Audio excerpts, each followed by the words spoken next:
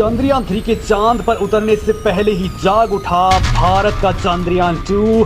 चांद की सतह से भेजी ऐसी क्रांतिकारी जानकारी, एक ही झटके में हिल उठी दुनिया की स्पेस एजेंसियां। दोस्तों, अब तक पूरी दुनिया मान रही थी कि इसरो का मिशन चंद्रयान 2 फेल हो गया है, लेकिन अब जो जानकारी सामने आई है उसने सबके होश उड़ा दिए हैं और इसने आपको भी खुश होने का एक और बड़ा मौका दे दिया है। मौका भी ऐसा कि जिस मिशन को पूरी दुनिया फेल बता रही थी, जिस मिशन को आखिरी वक्त में आंखों से ओझल होते हुए देख करके आपकी और हम सब लोगों की उम्मीदें जवाब दे चुकी थी, वो चंद्रयान 2 एक बार फिर से क्रांतिकारी जानकारी के साथ दुनिया के सामने आ चुका है। अब दुनिया को इसकी असली सच्चाई पता चली है तो भारत के दुश्मन भी चंद्रयान 2 की कामयाबी जानकर के छटपटाने लगे हैं, क्योंकि इसने वो करामात कर डाली है जो चीन भी यान भेज करके नहीं कर पाया था कि इसरो ने चंद्रयान इंजन को फिर से ऑन कर दिया है। टीम इसरो ने बेंगलुरु बेस्ड IS ट्रैक,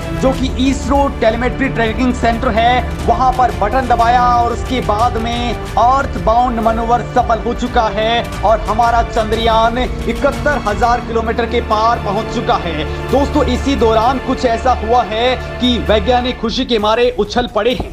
दरअसल दोस्तों, हमारा चंद्रयान 2 एक बार फिर से चंद्रमा के ऊपर जिंदा हो चुका है। दोस्तों, चंद्रयान 2 के 8 उपकरणों ने ऐसी जानकारी दी है कि नासा भी इसे सुनकर के ही दंग हो चुका है, वो सन्न पड़ गया है। तो यूरोपीय स्पेस एजेंसियां भी हैरान रह गई हैं, क्योंकि दोस्तों चंद्रयान 3 के उतरने से ठीक पहले चंद्रयान 2 के ऑर्बिटर ने कुछ ऐसी इंफॉर्मेशन दी है कि आप भी नहीं बल्कि 140 करोड़ भारतीय बाग बाग होने वाले हैं। दरअसल दोस्तों, ये चांद की सतह की हाई रेजोल्यूशन तस्वीरें खींच करके धरती की सतह का नक्शा बना चुका है। ये सतह पर चट्टान और गड्ढों की पहचान कर चुका है, जिससे चंद्रयान 3 को उतरने की सही और एग्जैक्ट लोकेशन का पता चल चुका है। इस पर दोस्तों चांद पर magnesium, aluminium, silicon, calcium, titanium, iron और सोडियम की पहचान कर ली है, उसकी मौजूदगी का पता लगा लिया है। साथ ही दोस्तों, इसने चांद के दक्षिण ध्रुव पर पानी और बर्फ की पहचान भी कर ली है। दोस्तों, इसने चंद्रमा के बाहरी वातावरण को पूरी तरह से स्कैन करके सूरज की किरणों में मौजूद सोलर रेडिएशन की तीव्रता को भी माप लिया है, जो लगातार चंद्रयान 3 के अब काम आ रही है। चंद्रयान 2 के ऑर्बिटर ने चंद्रमा की कक्षा से 100 किलोमीटर की ऊंचाई पर दोस्तों 10,000 से ज्यादा चक्कर लगा लिए हैं और इसी दौरान उसने बहुत बड़ी जानकारियां जुटा ली है। दोस्तों, साल 2008 में भेजे गए भारत के पहले चंद्रयान 1 मिशन ने दुनिया को पहली बार चांद पर पानी होने की जानकारी दी थी और अब जो जानकारी दी गई है उसने तो दोस्तों पूरी दुनिया को हक्का बक्का करके रख दिया है, क्योंकि भारत के चंद्रयान 1 और उसके बाद चंद्रयान 2 के आंकड़ों पर अमेरिकी स्पेस एजेंसी नासा ने भी मुहर लगा दी है। दोस्तों, चंद्रयान 2 को जुलाई 2019 के अंदर ही लॉन्च किया गया था और दोस्तों इसने 6 से 7 सितंबर 2019 की रात को चांद पर उतरने की कोशिश की थी, लेकिन रोवर और लैंडर सेफ लैंडिंग नहीं कर पाए। लैंडिंग से कुछ ही सेकंड्स पहले लैंडर का कंट्रोल रूम से संपर्क टूट गया और इसके बाद संपर्क की सारी कोशिशें बेकार चली गई। लेकिन दोस्तों, ये चांद की सतह पर नहीं उतर पाया, लेकिन कई ऐसी जानकारी इसने आप दे डाली हैं जो चंद्रयान 3 के लिए पल पल साथ दे रही हैं और इसी के आधार पर वैज्ञानिक लगातार आगे बढ़ रहे हैं। ये ऑर्बिटर चांद के चारों ओर परिक्रमा करते हुए बेहद क्रांतिकारी जानकारियां दे रहा है। ऑर्बिटर ने चांद की सतह पर हाइड्रोक्सिल और पानी के अणुओं का पता लगा लिया है। दोस्तों, इस नई खोज के मुताबिक चांद की सभी प्रकार की सतहों पर हाइड्रेशन एब्जॉर्बर पाया गया है।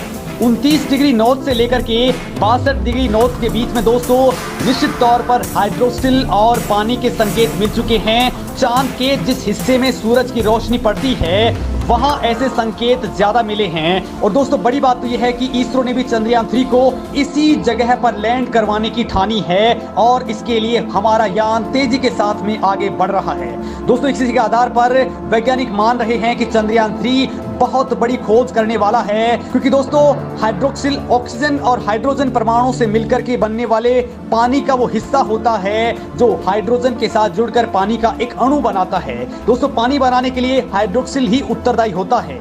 चंद्रयान 2 मिशन से मिले ये आंकड़े दुनिया भर में भारतीय स्पेस एजेंसी इसरो के मिशन का डंका बजा रहे हैं। भले ही दोस्तों हमारा चंद्रयान 2 चंद्रमा की सतह पर हार्ड लैंडिंग कर चुका हो, लेकिन चंद्रयान 2 के बाकी के बचे हुए हिस्से 100% काम कर रहे हैं। और दोस्तों जब से ये जागा है और इसने अपना टास्क पूरा किया है, वो टास्क चीन भी अपना रोवर भेज करके भी नहीं कर पाया है। दोस्तों चंद्रयान 2 की कामयाबी भारतीय वैज्ञानिकों की उम्मीद से कहीं ज्यादा है, क्योंकि चंद्रयान 2 पर लगे इमेजिंग और वैज्ञानिक उपकरण इस वक्त इसरो को लगातार डेटा मुहैया करवा रहे हैं। और दोस्तों इसी के आधार पर हमारे वैज्ञानिक लगातार आगे बढ़ रहे हैं। दोस्तों भारत को लेकर के अब कहा जा रहा है कि भारत इस बार 100% सफलता गेन कर लेगा, वो भी उस जगह पर जहां पर जाने में अमेरिका और रूस छोड़िए, चीन और बाकी तमाम स्पेस एजेंसियां भी बहुत डरती हैं। दोस्तों चीन ने इस इलाके के पास में अपना रोवर उतारा था,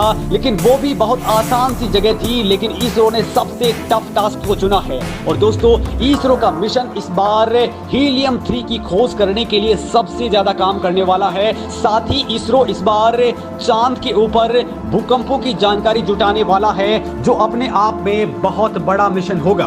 दोस्तों चांद के ऊपर भारत का यान अब 23 अगस्त को उतरने वाला है, और जिस रफ्तार से वो उतरेगा और जिस जगह पर वो उतरने वाला है, वहां के बारे में बिल्कुल पिन पॉइंट लोकेशन और बिल्कुल सेफ लोकेशन चंद्रयान 2 ने ही खोज निकाली है। और दोस्तों 23 तारीख को जिस वक्त ये यान उतरेगा, उस वक्त भी इसके ऊपर चंद्रयान 2 के ऑर्बिटर की पूरी नजरें होंगी, क्योंकि ये साउथ पोल है और साउथ पोल के पास में यानी कि चंद्रमा के फॉर साइड के ऊपर रेडियो सिग्नल्स का पहुंचना बहुत मुश्किल टास्क होता है। लिहाजा दोस्तों इसरो ने वहां पर अपने ऑर्बिटर को पहले ही डिप्लॉय कर दिया है, यानी कि ये बिल्कुल लाइव ट्रैकिंग इसके ऊपर करता रहेगा, ताकि किसी भी तरह की कोई परेशानी नहीं आए।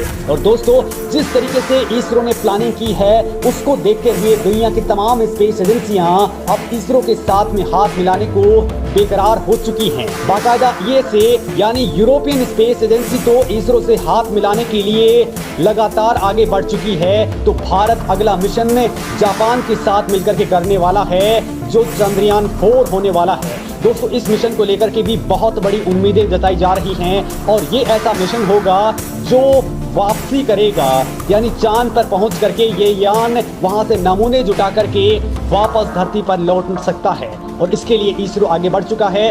दोस्तों इस मामले में आपका क्या कुछ कहना है, कमेंट करके जरूर बताएं।